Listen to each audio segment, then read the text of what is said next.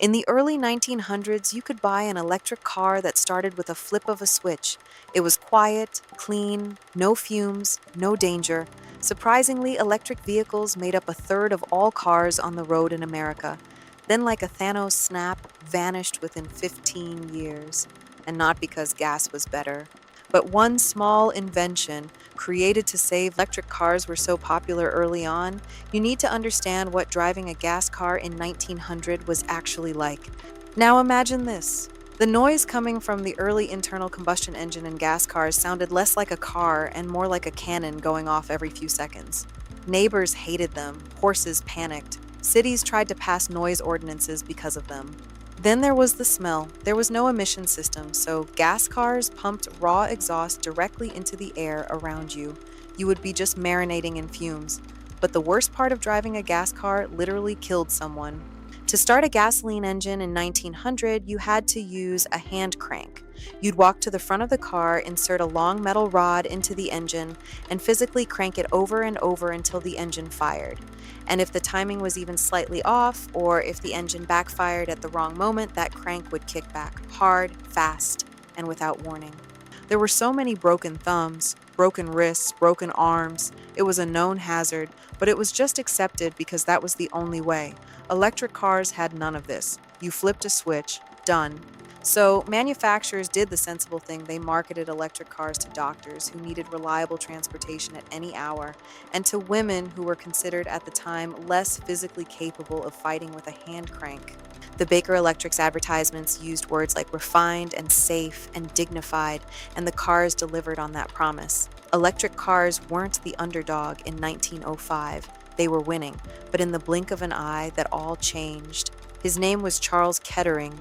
He's one of the greatest inventors of the 20th century and the man who accidentally ended the electric car. And all he was trying to do was save lives. This is how it happened. In 1910, a man named Byron Carter, who was the founder of his own car company, Carter Car, stopped to help a woman whose Cadillac had stalled on Belle Isle in Detroit. While Carter was hand cranking the car, the engine backfired, causing the crank handle to strike him in the jaw, breaking it. Carter died from gangrene pneumonia complications resulting from this injury. The story goes, Henry Leland, owner of Cadillac, was distraught over his death. He vowed that the Cadillac would no longer kill people with its dangerous crank starting system. So, Leland went to a young engineer named Charles Kettering with a simple request: fix this. In 1912, he solved it with the electric self-starter, a small electric motor that turned the engine over automatically when you pushed a button. No crank, no broken bones, no danger. Cadillac put it in their 1912 model, and the reactions were immediate. The following year, the company won the Dewar Trophy, one of the most prestigious automotive awards of the era, with the self-starter as a centerpiece of their entry. Every other manufacturer rushed to license it. And here's the moment where history quietly pivots. The single biggest advantage of electric cars, the safety and ease of starting, had just been handed to gas cars by an electric motor. Kettering wasn't trying to kill the electric car. He was trying to stop people from getting hurt. But by solving the hand crank problem, he erased the clearest reason most consumers had to choose electric over gas. Now, this is the point economics take the wheel, because it's always about money. And once money is involved, everything moves fast. Enter Henry Ford. Henry Ford had been selling the Model T since 1908. Ford's assembly line kept driving the price down, and by 1916, a Model T could be had for roughly $360, which is around $10,000 in today's money, and today you will not find a brand new car for $10K. Meanwhile, a comparable electric car was still running closer to $1,000, which is $30,000 today.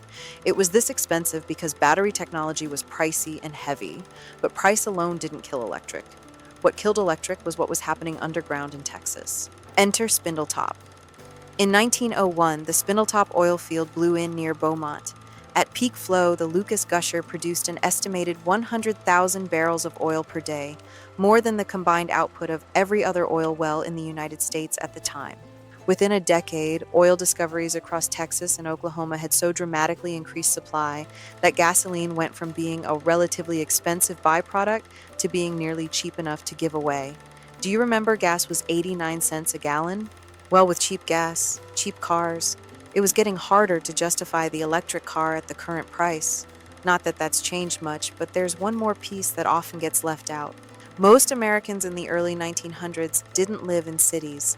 They lived in rural areas. And rural America had no electrical grid. If you drove an electric car out of town, you had no way to charge it. But gas, you could carry a can in your trunk. You could buy it from a general store. You could even have it shipped. The electric car was genuinely better for cities, for short trips, for people with reliable access to electricity, but the gas car worked everywhere. And in a country that was still mostly rural, accessibility mattered more than what was better.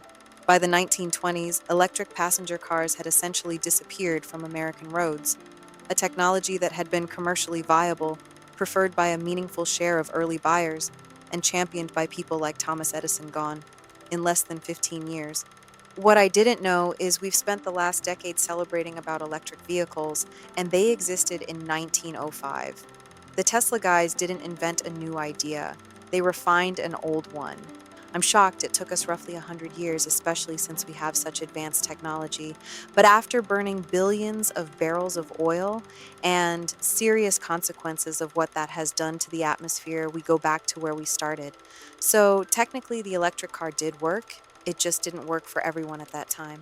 I wonder if the self starter had never been invented, would we have kept developing batteries instead? We'll never know.